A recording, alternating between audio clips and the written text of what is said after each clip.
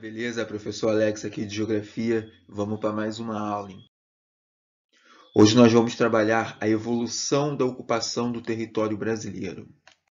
Então vamos começar por aqui, falando das características históricas, né, iniciais aí desse processo de ocupação. E aí a gente entende o seguinte, galera, que a gente vai falar de um momento de industrialização, de atividades industriais dentro do território brasileiro somente a partir do século XIX, né?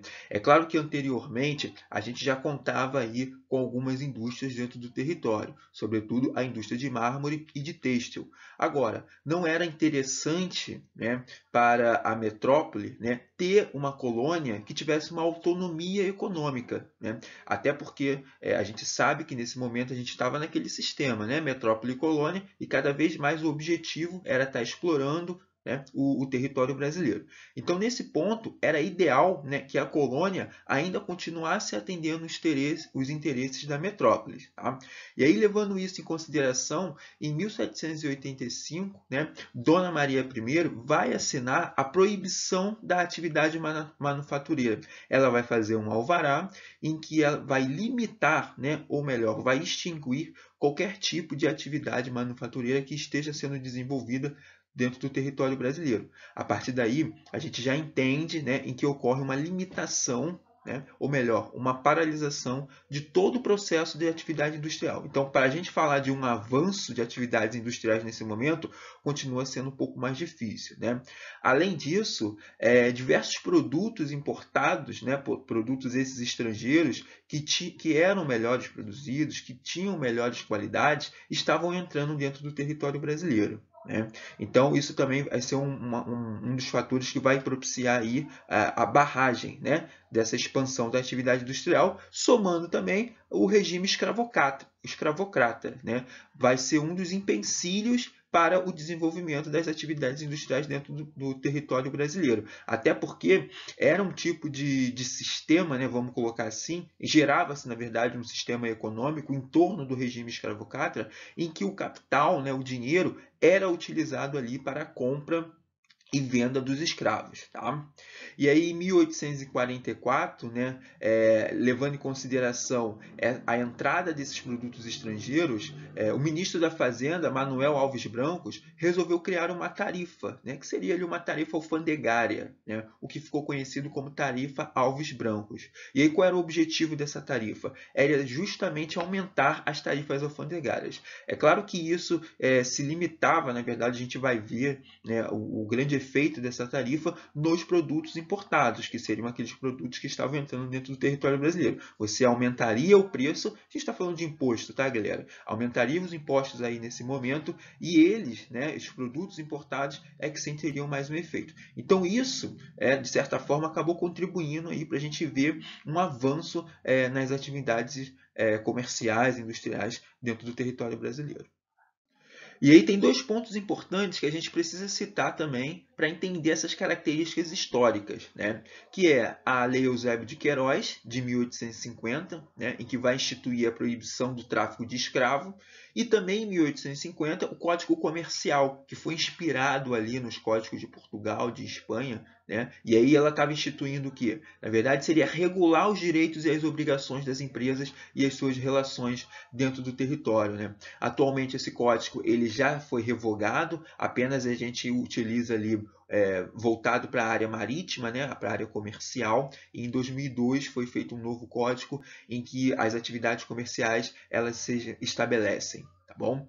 E aí vejam bem, diante disso tudo, né, vai surgir um importante personagem, que é o Barão de Mauá. Né? A gente vai ter uma era conhecida aí como Era Mauá, e isso vai ser interessante porque a gente já vai começar a sentir aí um surto, né, sobre o processo de industrialização. Então ele vai trazer aí a tecnologia da ferrovia, ele vai construir uma importante ferrovia, né, que estava ligando ali a região de Petrópolis ao Rio de Janeiro, ele vai criar um banco, né, que seria o Banco Mauá, e aí exatamente para a gente entender como que o desenvolvimento econômico e a concentração, né, sobretudo na capital, que seria o Rio de Janeiro, nesse momento, né, começa a ser consequência de todo o processo de uma tentativa, na verdade, de industrialização exportação para o território brasileiro. Tá?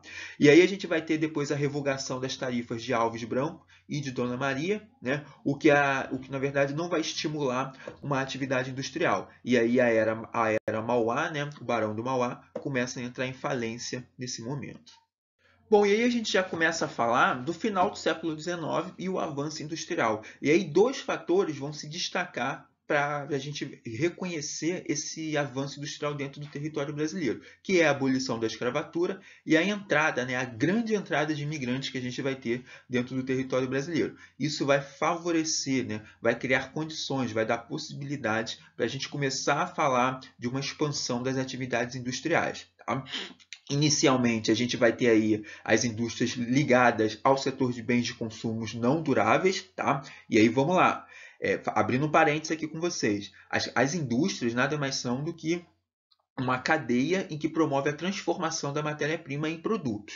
E aí existem classificações de indústrias, tá? Seria o que? A indústria de base, é aquela indústria que está ligada, né, a criar bases para outras indústrias, como uma indústria petroquímica.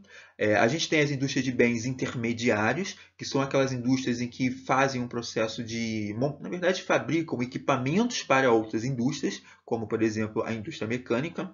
E a gente tem a indústria de bens de consumo, legal? E aí sim, essa está ligada diretamente ao consumidor final. Tá? E aí ela pode se dividir de duas maneiras, que são as indústrias de bens de consumo duráveis e as de bens de consumo não duráveis.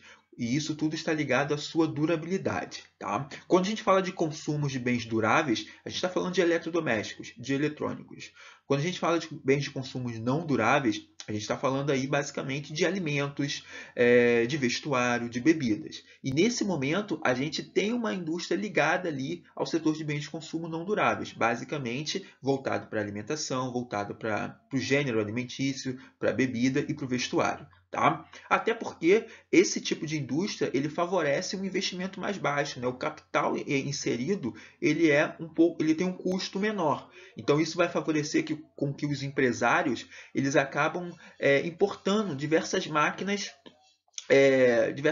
de outros países, né, para iniciar o seu processo produtivo dentro do território brasileiro. Agora, isso é mais interessante ainda porque já vai demonstrar, né, o caráter dependente que o Brasil vai ter em relação à tecnologia estrangeira. Né? Isso já vai ficar evidente nessa relação aí de importação de máquinas. Tá?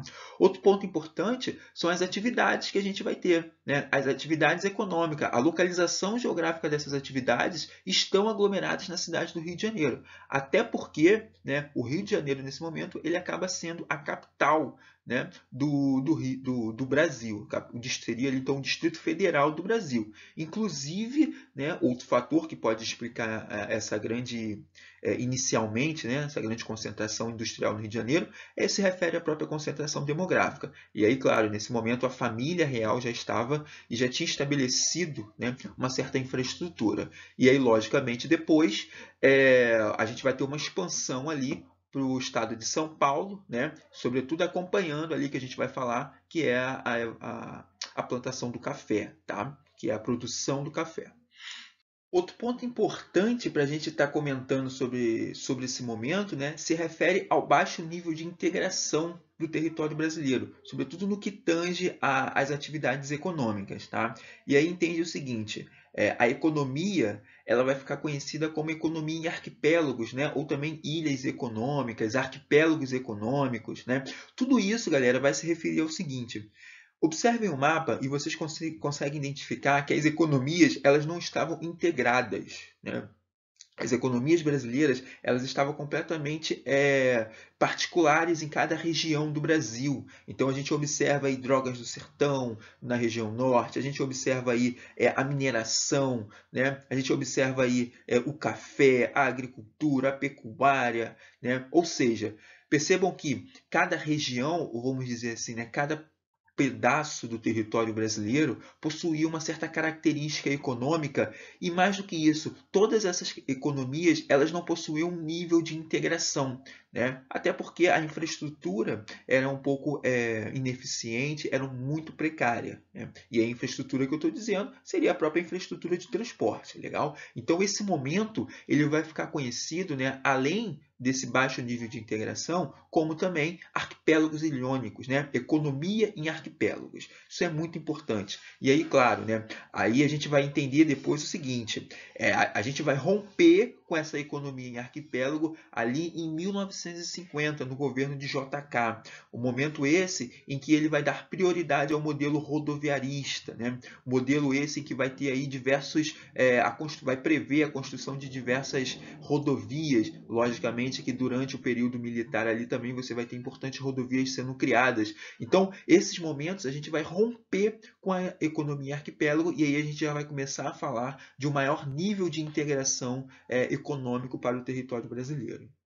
Bom, então nós já começamos a falar aí da cafeicultura paulista e da expansão industrial. Vimos também que o Rio de Janeiro foi um importante polo e um centro econômico fundamental, sobretudo para estar ali concentrando as atividades, justamente porque foi o Distrito Federal e você também consegue perceber ali um grande aumento demográfico, né? Mas em dado momento, o estado de São Paulo acaba se constituindo como um polo. E por que isso, né? A gente vai ver que São Paulo vai ter características físicas essenciais para isso, como o solo terra roxa, né? O solo terra roxa ele é um solo completamente fértil, né? E vai possibilitar esse avanço da produção de café para essa região.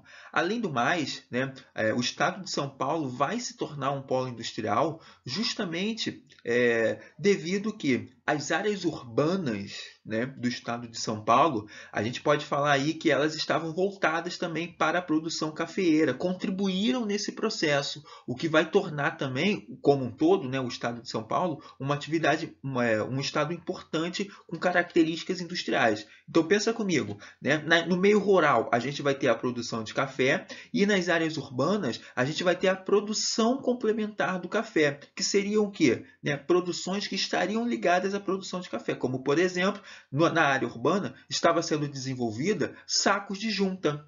Né? Sacos de junta. Olha que interessante, né? Tudo isso era para armazenar os grãos de café. Então veja, ao mesmo tempo em que o meio rural estava produzindo café, a gente tem as áreas urbanas com uma produção complementar. Então, galera, observem, né, como isso vai ser fundamental para tornar São Paulo um estado industrial nesse momento. Tá? Outro ponto importante é a questão da mão de obra, né, em São Paulo. A gente vai verificar aí que em São Paulo a gente vai ter aí uma mão de obra ligado aos imigrantes, né, os italianos que vão chegar nesse momento. Já o Rio de Janeiro, né, e isso vai demonstrar também uma certa decadência, né, a gente vai ter ali uma mão de obra escrava, o que vai então dificultar essa expansão ali dentro do estado do Rio de Janeiro, dando prioridade para São Paulo. Outro ponto também mais interessante é o avanço na infraestrutura. A gente vai ter aí a criação de malhas ferroviárias, né? Isso vai possibilitar e vai dinamizar, né, a produção cafeeira. Bom, a gente sabe que a produção cafeeira paulista, ela de certa forma foi muito rentável, né, economicamente, o que gerou ali a política café com leite, o que gerou também uma grandes oligarquias, né, o período do coronelismo, enfim, isso vai marcar a história do Brasil, né? O que é mais interessante, já que a gente está falando aqui de ocupação e evolução do território brasileiro pelas atividades industriais, é entender que todo o lucro, né, o capital excedente ali da produção cafeeira, né, os cafeicultores acabaram investindo na criação de indústrias. Né? Olha que coisa interessante. Mas claro que eram indústrias não tão rentáveis assim e que eram indústrias menores, né, do que propriamente a produção cafeeira. Até porque os cafeicultores eles jamais iriam dar prioridade para as indústrias, né, em comparação com o setor agrícola, com o setor ali da produção de café. Né? Na verdade, isso que era rentável e é isso que eles queriam. Tá? Mas, de certa forma, a gente já consegue observar aí uma diversificação, ainda que de forma muito incipiente. Claro que isso só foi possível porque foi ali muito lucro obtido dentro dessa economia cafeeira. Tá? Agora, vocês vão perceber que ao longo dos séculos, né, ao longo de todas as atividades econômicas brasileiras, isso vai dar uma característica para a sua economia, que é uma economia agrária exportadora. Né? Ou seja, todo produto que estava sendo desenvolvido estava ligado ao meio agrícola, tá? E tudo isso era voltado para o mercado externo. Daí a gente fala de uma economia agrária exportadora. Tá? Agora, o mais interessante é você observar que desde a cana-de-açúcar, desde o pau-brasil, cana-de-açúcar, mineração, café, vocês verem que a relação ela não muda. Né? Extrai os produtos do território brasileiro e joga para fora. Legal? E aí sim, isso é um fator limitante para o processo de industrialização do território brasileiro. Tá? Entendam que, nesse momento, tudo estava ligado ao mercado externo. Tá? Então, como que a gente vai falar de industrializar o território, né, se a gente não tem aqui a consolidação de um mercado interno? Bacana? Bom, outro ponto é a Primeira Guerra Mundial. Né? A Primeira Guerra Mundial vai afetar alguns centros econômicos importantes de alguns países. Né? E isso vai favorecer a expansão dos mercados consumidores. Consequentemente, a gente vai ter também a expansão da produção, né? O aumento da produtividade. Então, esses fatores a gente já pode entender como um passo aí para a industrialização brasileira. Tá? E aí, logicamente, vocês vão entender que teve aí um fator externo, que foi a crise de 1929, né? E seria um contexto mais mundial. Como que o Brasil ele foi atingido por essa crise? E aí qual foi a política gerada nesse momento para dar o pontapé inicial dentro do território brasileiro? E aí a gente já está falando ali do primeiro governo de Getúlio Vargas, né? Um presidente essencial que vai dar essa arrancada de industrialização para o Brasil. Bacana? Bom, galera, finalizamos por aqui. Até a próxima.